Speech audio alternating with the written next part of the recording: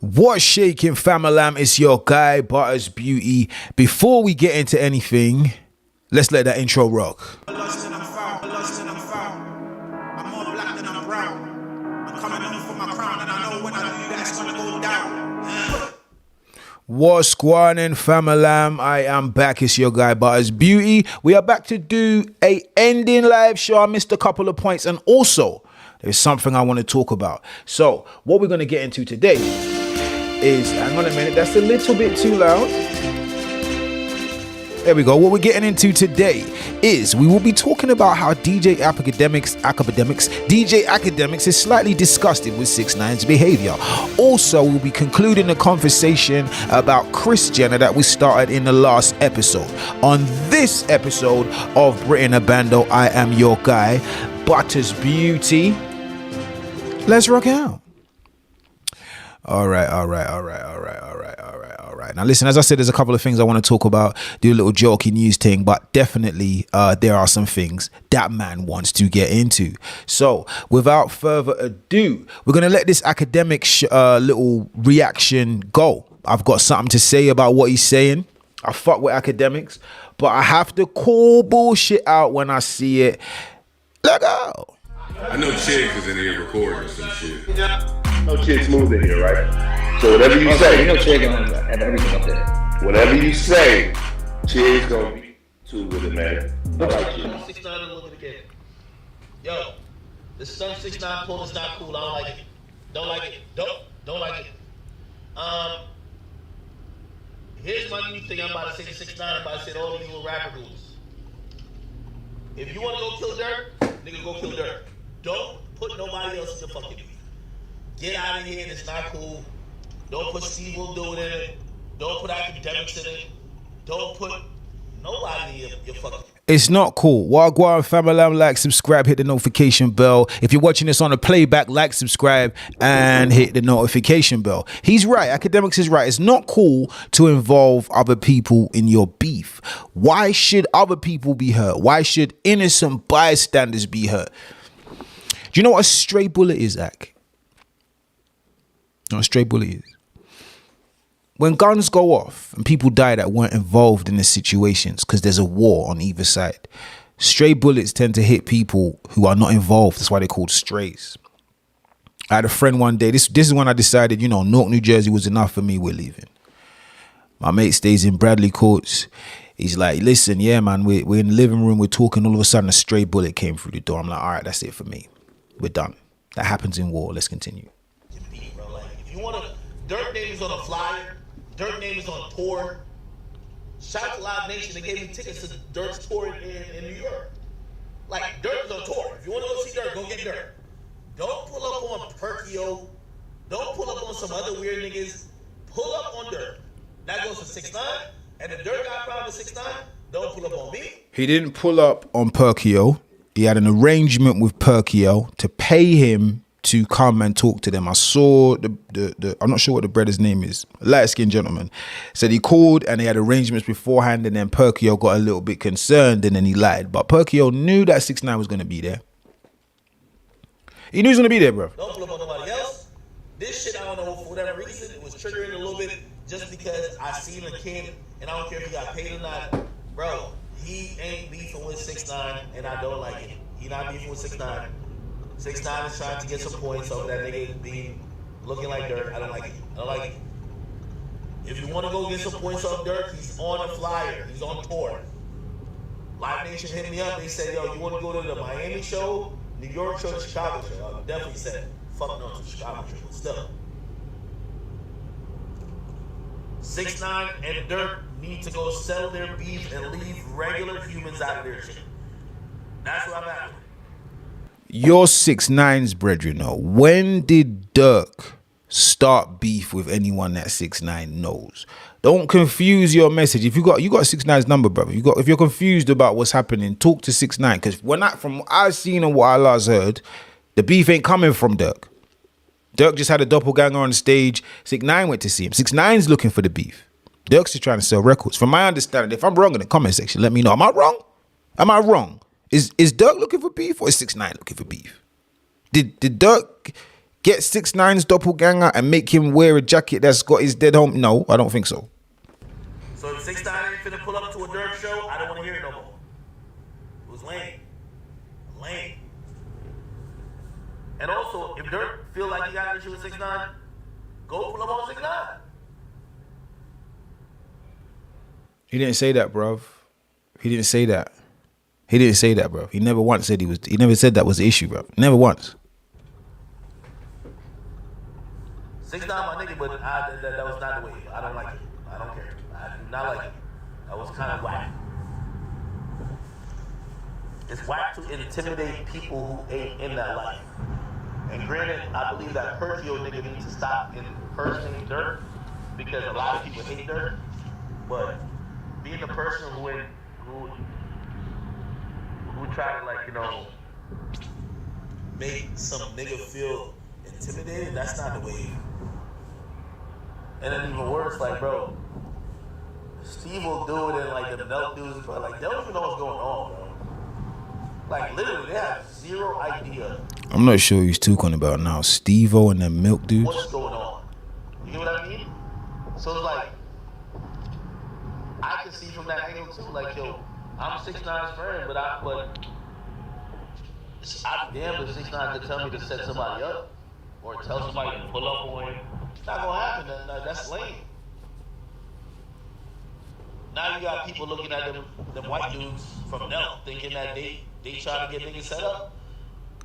Okay. So the Nelk dudes are the guys that that's the guy that reached out to Perkio. Think about hip hop history, niggas getting set up. A lot of times in the last couple of years, I don't know if y'all know, both three died because a bitch set him up. That's a setup. That's a setup right there. A lot of people think that Pop Smoke died because a bitch set him up. That setup shit is no joke. I'm not with it. I don't like it. If you got issues with a nigga, go pull up on that nigga. Don't involve another nigga who could be the setup nigga, because what happens in these days and age, the setup nigga gets... It's looking to me like Academics is confused. I'm going to tell you why Academics is confused. Academics and 6ix9ine have tried to change the narrative of what an informant is and how an informant can move. Prior to Academics and 6ix9ine, there was no people bold enough to say, fuck it, I'll tell. Why should I have to do time if someone else did time? The last person that did it was that guy from Brooklyn who's got that doo-doo song. I forget his name. And he was ridiculed for it, right? So because Academics' audience is not gangster, right? You have people in there that's like, nah, I'll tell too. And it's become the informant's voice has a volume that it never had before, right? So maybe he's slightly confused, but I'm gonna listen more. Handled like the nigga who had a problem. So I don't like that shit at all. Alright? I'm just saying how this shit. Okay?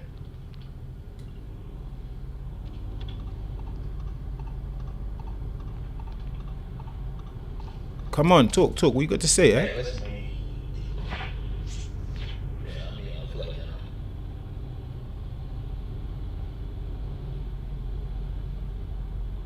It's all fear, love, and war. Yes. You're right. I like that somebody said that. It's all fair in love and war.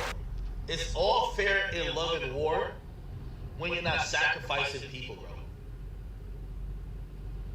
It's all fair in love and war when you're going against somebody who's in that same shit with y'all. You know what I mean? And here's the funny thing about it. Let's hear the funny thing about it. Put it like this. Yo, I run my own business, right? You know how many people at first was scared to come to my headquarters because they're like, well, you cool with 6ix9ine. They're right to be, bro. They are right to be, bro. This man is calling beef with some of the most murderous people in your company, in your presence. Let's continue. How do you know you're not going to be? That's not what I'm into. I'm not into setting up. It's the reason why I called out Adam when they said something about Charleston White and they talking about setting up people. You know what I mean? That's the reason why when that bum ass nigga, what's that nigga name? The nigga who mentioned me, I think it was at Coachella, what's that nigga's name?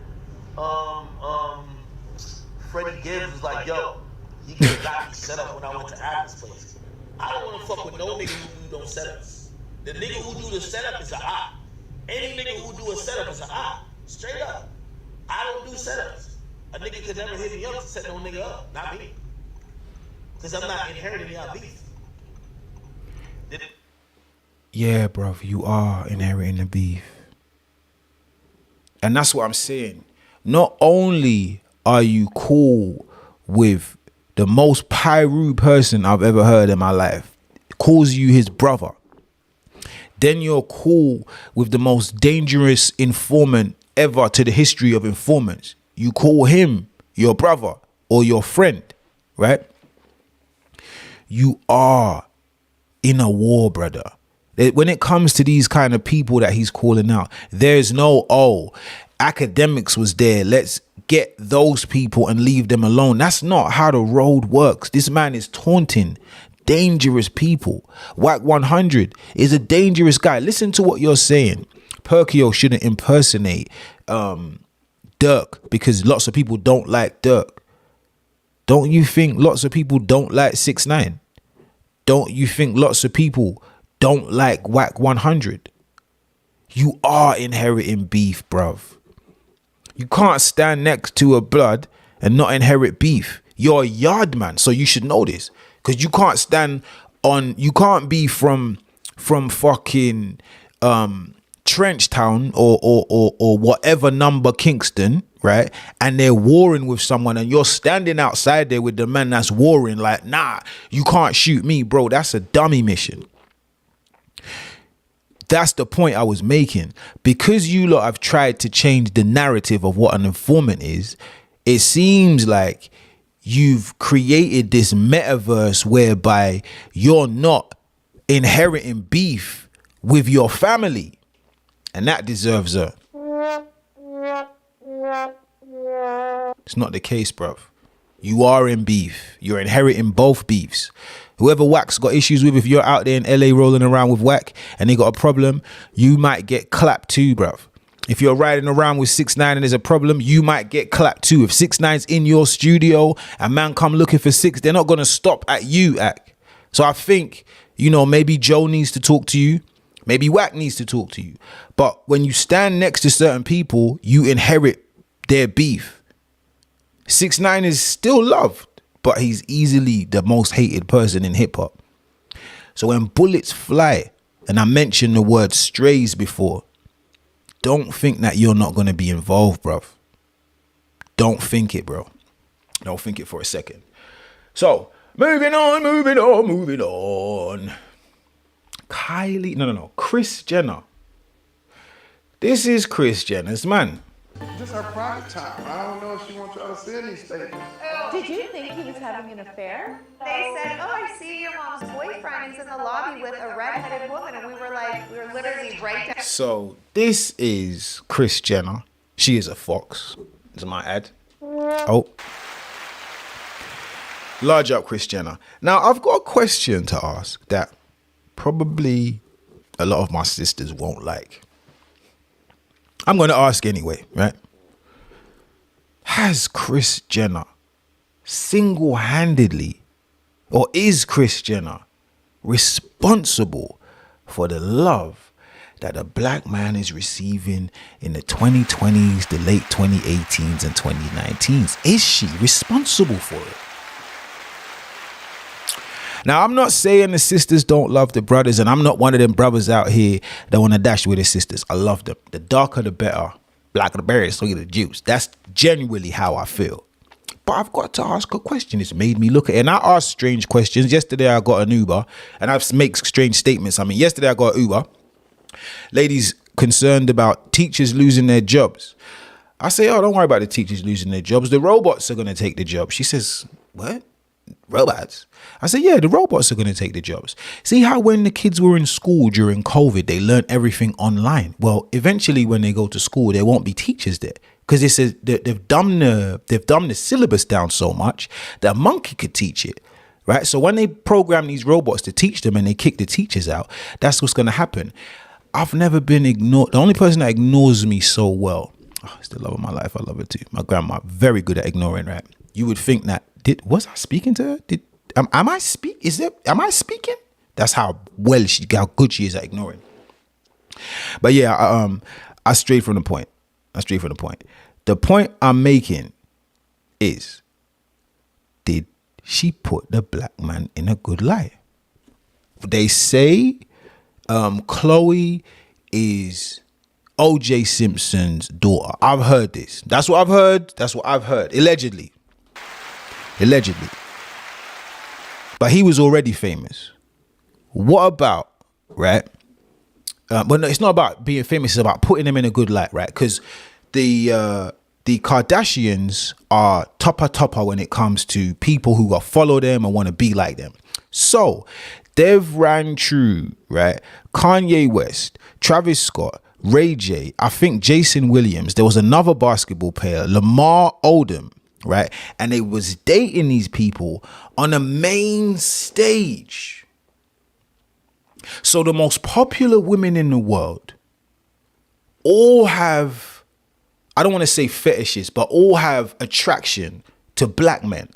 And real black men. Like Lamar Odom's dad is an addict. Lamar Odom is a black man like the hood guys I know from round the way. Lamar Odom is, I think he's from New York. He's a regular hood guy. He just did really well for himself. That was Chloe's man. Kim has been with Ray J, Kanye West. The other one was with Tiger. So if the most I don't want to mansplain, but if the most famous women in the world, and arguably the most beautiful women in the world, and the most sought after women in the world love black men, won't that trigger the general public to have also an affection for black men? I'm saying, I'm just asking a valid question. Is that the case? Am I right? Let me know. Comment section, let me know. That was a quick one. I had to finish that off because I didn't drop it in the last segment. So it's only right that I bring you lot. Well, I promised you I would bring you lot. Now, these are valid questions. My first statement is, academics, be careful, bro, because you're hanging around people that could get your head clapped off. And I think you're slowly starting to realize that. Joe warned you about people that you talk about and people that you keep company with pretty early on in the game. Remember, when all the action was happening with 6ix9ine, Joe Budden wouldn't even talk about it. But here you are, not only promoting it, but putting fuel on it and adding to the narrative. Bro, bullets don't just hit the direct target. Very seldomly do they hit in the hood. There's glass broken, cars clapped up, windows broken, people shot that weren't supposed to get shot. That's what happens when you get in bed with gangsters. That sound kind of mad because get in bed is like a business term, man. But you know what I mean. Anyhow, this is your guy Ugly Idris, aka Butters Beauty. That was a quick episode of BRIT in the Bando because I wanted to finish my topics. When I say I'm going to do something, I do my best to get it done. Listen, make sure you lot like, make sure you lot subscribe, make sure you hit that notification bell. Every time you hit that notification bell, or if you like what we're doing here, support the channel. I'm your guy Butters Beauty and I'm out.